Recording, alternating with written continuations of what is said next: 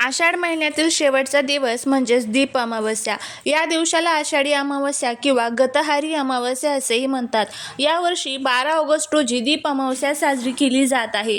दिव्यांची आपल्या जीवनात अनन्यसाधारण महत्त्व आहे, कारण दिवा हा अंधार दूर करून प्रकाशाची आणि ज्ञानाची पहाट आणतो. आजच्या व्हिडिओमध्ये आपण सविस्तर माहिती जाणून घेणार आहोत. दीप अमावस्येचे महत्त्व, या दिवशी कोणती कामे करू नयेत, कोणत्या चुका टाळाव्यात आणि घरात सुख समृद्धी मिळवण्यासाठी पूजा कशी करावी.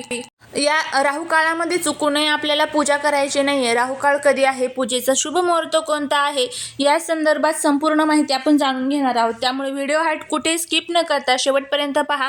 जर या चॅनलवरती नवीन असाल तर चॅनलला सबस्क्राईब करा आणि कमेंटमध्ये ओम दीप देवताय नमो नमः लिहायला अजिबात विसरू नका, जेणेकरून 33 कोटी देवांचा आशीर्वाद तुम्हाला प्राप्त होईल आणि घरातील सुख, सर्व दुःख, दारिद्र्य हे दूर होतील. हिंदू धर्मात प्रत्येक सणाला आणि व्रताला एक विशेष शास्त्रीय आधार असतो. आषाढ महिना संपून श्रावण महिन्याचे आगमन होण्यापूर्वी येणारी ही अमावस्या दिवांच्या पूजनासाठी राखीव ठेवण्यात आली आहे. आपल्या घरातील इडापिडा, नकारात्मक ऊर्जा, आजारपण आणि दारिद्र्य दूर होऊन घरावर लक्ष्मीची आणि अन्नपूर्णेची कृपा राहावी, हा या पूजेमागील मुख्य उद्देश असतो. तसेच श्रावण महिन्यात अनेक व्रत वैकल्ये केली जातात. त्या मंगलमय महिन्याचे स्वागत करण्यासाठी आदल्या दिवशी घरातील सर्व महत्त्वाच्या घटकांची म्हणजेच दिव्यांची पूजा करून वातावरणात सकारात्मकता आणली जाते. दिवा हे तेजाचे आणि आरोग्याचे आणि समृद्धीचे प्रतीक मानले जाते. तर दीप अमावस्येच्या दिवशी काय करावे. दीप अमावस्येच्या दिवशी सकाळी लवकर उठून स्नान करावे. या दिवशी घरातील प्रत्येक कोपरा स्वच्छ करणे अत्यंत शुभ मानले जाते, कारण अस्वच्छ ठिकाणी नकारात्मक ऊर्जा राहते. घरातील पितळेचे, तांबे आणि चांदीचे किंवा मातीचे सर्व दिवे समई निरांजन एकत्र करून ते पितांबरी किंवा लिंबू मिठाने व्यवस्थितपणे घासून लख्ख करावे. अमावस्या हा दिवस पितरांच्या स्मरणासाठी अत्यंत पवित्र मानला जातो. या दिवशी पूर्वजांच्या नावाने अन्न, पाणी किंवा वस्त्रांचे दान करावे. गरिबांना किंवा गरजूंना अन्नदान केल्यास पितृदोष दूर होतो आणि पूर्वजांचे आशीर्वाद मिळतात. स्वच्छ केलेले सर्व दिवे पाटावर किंवा चौरंगावर ठेवून स्वच्छ करून त्यांची व्यवस्थितपणे पूजा करावी. या दिवशी दिव्यांना पुरणपोळी, कणकेचे दिवे किंवा खीर पुरीचा नैवेद्य दाखवला जातो. या दिवशी घरात स्वच्छता न ठेवणे किंवा दिवसभर आळस करणे अशुभ मानले जाते. घरातील अस्वच्छता गरिबीला आमंत्रण देते. अमावस्या हा धार्मिक दृष्टीने संवेदनशील दिवस असल्याने या दिवशी पूर्णपणे सात्विक आहार घ्यावा. मद्यपान, मांसाहार तसेच कांदा लसूण युक्त अन्न खाणे टाळावे. या दिवशी घरातील वातावरण आनंदी आणि शांत ठेवावे. घरात वादविवाद, संताप किंवा कोणाचे अपमान करणे टाळावे, कारण यामुळे घरातील लक्ष्मी निघून जाते. संध्याकाळच्या वेळी घराच्या कोणत्याही कोपऱ्यात पूर्ण अंधार राहणार नाही याची काळजी घ्या. विशेषतः ईशान्य कोपरा आणि मुख्य प्रवेशद्वार नेहमी प्रकाशमान ठेवा. झाडे झुडपे तोडणे किंवा त्यांचे नुकसान करणे हे या दिवशी वर्ज्य मानले जाते. सर्वप्रथम या दिवशी तुम्हाला हॉलमध्ये एक स्वच्छ पाट ठेवायचा आहे. त्या पाटाभोवती रांगोळी काढायची आहे. पाटावर स्वच्छ लाल किंवा पिवळे वस्त्र अंथरायचे आहे. त्यावर तांदळाच्या किंवा गव्हाच्या लहान लहान राशी ठेवायच्या आहे. स्वच्छ केलेले सर्व दिवे ह्या त्या प्रत्येक राशीवरती ठेवायचे आहे आणि जर शक्य असेल तर कणकेचे 5 किंवा 7 दिवे बनवून त्यात तूप आणि वात घालून तेही पाटावर ठेवावे. सर्व दिव्यांना हळद, कुंकू आणि अक्षता वाहाव्यात. प्रत्येक दिव्याला सुवासिक फुले अर्पण करावीत. सर्व दिव्यांमध्ये शुद्ध गाईचे तूप आणि तिळाचे तेल घालून ते प्रज्वलित करावेत.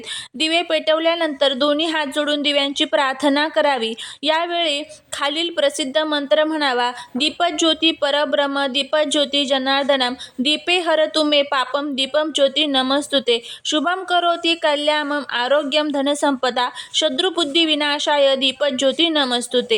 दिव्यांसमोर गुळ खोबऱ्याचा नैवेद्य दाखवावा किंवा जे आपण कणकेचे गोड दिवे तयार केलेले आहे तर त्यांनी ओवाळून तर त्याचा सुद्धा नैवेद्य दाखवू शकतात. त्यानंतर नैवेद्य दाखवल्यावर आरती करावी. घरात सुख, शांती, समृद्धी, उत्तम आरोग्य राहावे यासाठी प्रार्थना करावी. अशा पद्धतीने हे छोटे छोटे उपाय जे आहेत तर ते या दिवशी आपल्याला करायचे असतात. आता या दिवशी पूजेचा शुभ मुहूर्त कोणता आहे, पूजा कोणत्या वेळेत करू नये याबद्दलची आता आपण माहिती जाणून घेऊया. कारण कोणतीही गोष्ट ज्या वेळेस आपण करतो तर ती नेहमी आपण जर एखाद्या शुभ मुहूर्तामध्ये केली तर त्याचं खूप चांगलं फळ जे आहे तर ते आपल्याला मिळत असतं. आणि जर आपण तीच अशुभ मुहूर्तामध्ये पूजा केली तर त्याचं फळ जे आहे तर ते आपल्याला चांगलं अजिबात मिळत नाही. त्यामुळे कधीही पूजा करत असताना ती शुभ मुहूर्तामध्येच आपल्याला करायची असते. यासोबतच एक गोष्ट लक्षात ठेवायची की जर आपण अशुभ मुहूर्तात पूजा केली तर क्षमा प्रार्थना तिथे आपल्याला मागायची असते. आता या दिवशी सूर्यग्रहण देखील असणार आहे, पण सूर्यग्रहण जे आहे तर ते आपल्या भारतात दिसणार नाही. त्यामुळे त्याचे नियम जे काही आहे तर ते आपल्याला पाळायची अजिबात गरज नाही आहे. आता बघा, आपल्याला जो पूजेचा शुभ मुहूर्त असणार आहे तर तो आपण बघूया. सर्वात प्रथम या दिवशी आपल्याला काही भाज्या ज्या आहेत तर त्या पूर्णपणे वर्ज्य आहेत, चुकू नये त्या आपल्याला भाज्या खायच्या नाहीत. ज्यामध्ये वांग असेल, मुळा असेल आणि कांदा आणि लसूण, त्याचबरोबर मांसाहार हा चुकू नये या दिवशी आपल्याला करायचा नसतो. या सर्व गोष्टी ज्या आहेत जर आपण पाळल्या तरच आपल्याला त्याचं पूर्ण जे फळ आहे तर ते मिळत असतं. त्याचबरोबर या दिवशी आपल्याला पिंपळाच्या झाडाची पूजा आवर्जून करायची आहे. आपल्या पितरांची आपल्याला पूजा करायची आहे, तर्पण करायचं आहे. आणि सर्वात महत्त्वाचं म्हणजे पितरांसाठी आपल्याला दिवा अर्पण करायचा आहे. हा दिवा तुम्ही आपल्या घरातील माठाजवळ, पिंपळाच्या झाडाखाली किंवा तुमच्या आजूबाजूला जर कुठे विहीर, नदी, तलाव असेल तर तिथे देखील अर्पण करू शकता. या सर्व गोष्टी आपल्याला पाळायच्या आहे. आता आपण पूजेचा जो शुभ मुहूर्त आहे तर तो आपण बघूया. तर या दिवशी पूजेचा शुभ मुहूर्त शक्यतो करून दीप अमावस्याची जी पूजा आहे तर ती संध्याकाळच्या वेळेमध्ये केली जाते. पण जर संध्याकाळी तुम्हाला काही कारणास्तव टाईम नसेल तर मग तुम्ही सकाळी केली तरीही चालेल. आणि मी दोन्ही मुहूर्त तुम्हाला सांगते, सकाळचा देखील सांगते आणि संध्याकाळचा देखील सांगते. ज्या कोणत्या मुहूर्तामध्ये तुम्हाला टाईम असेल त्या मुहूर्तात तुम्ही पूजा करून घ्या. ज्यामध्ये सर्वात पहिला जो सकाळचा मुहूर्त असणार आहे तर तो सकाळी 6:30 ते 9:30 वाजेपर्यंतचा असणार आहे. हा सकाळचा अत्यंत शुभ मुहूर्त आहे. त्यानंतर संध्याकाळी प्रदोष काळाचा जो शुभ मुहूर्त असणार आहे तर तो 6:50 ते 8:20 पर्यंतचा असणार आहे. अशा पद्धतीने हे दोन शुभ मुहूर्त आहे. या दोन शुभ मुहूर्तामध्ये तुम्हाला पूजा जी आहे तर ती करून घ्यायची आहे. त्यानंतर राहू काळामध्ये चुकूनही आपल्याला पूजन जे आहे तर ते करायचं नसतं. आता राहू काळ कधी असणार आहे तर संपूर्ण दिवसामधला 1.5 तास हा राहू काळाचा असतो. या राहू काळामध्ये आपल्याला चुकूनही पूजा करायचे नसतात, कारण त्याचे निगेटिव्ह परिणाम जे आहेत तर ते आपल्याला भोगावे लागतात. आता राहू काळ हा या दिवशी म्हणजेच उद्या जो आहे बुधवार जो आहे तर त्या दिवसाचा राहू काळ हा 12:30 ते 2 असणार आहे. तर 12:30 ते 2 या काळामध्ये तुम्हाला पूजा जी आहे तर ती वर्ज्य करायची आहे. आणि जो मुहूर्त सांगितलेला आहे त्या मुहूर्तामध्ये करा. आता शक्यतो जर काहींना मुहूर्तामध्ये पूजा करणं शक्य नसेल तर हा राहू काळ सोडून तुम्ही इतर वेळेमध्ये जेव्हा तुम्हाला टाईम भेटेल तेव्हा तुम्ही ही पूजा जी आहे तर ती करू शकता. अशा पद्धतीने ह्या सर्व गोष्टी ज्या आहेत तर त्या आपल्याला पाळायच्या आहेत. आणि जर आपण या गोष्टी पाळल्या तर त्याचं तुम्हाला सांगते नक्कीच आपल्याला फायदा जो आहे तर तो होत असतो. भगवान शिवशंकरांची, भगवान विष्णूंची आपल्यावरती कृपा होते. घरातील नकारात्मकता जी आहे तर ती संपत असते. तुम्हाला असं वाटतं की आपण कष्ट करतोय, मेहनत करतोय, त्या कष्टाचं, मेहनतीचं फळ मिळत नाही, तर या ज्या काही छोट्या छोट्या चुका असतात त्या आपल्याकडनं होतात आणि त्यामुळे आपल्याला अनेक प्रकारच्या संकटांचा सामना करावा लागतो. अशा पद्धतीने सर्व नियम पाळण्याचा प्रयत्न करा. नक्कीच तुम्हाला त्याचा खूप चांगला फायदा जो आहे तर तो बघायला मिळेल आणि भगवान शिव आणि भगवान विष्णू आपल्यावरती प्रसन्न होतील. एक महत्त्वाची गोष्ट, कणकेचे दिवे हे आवर्जून तयार करायचे.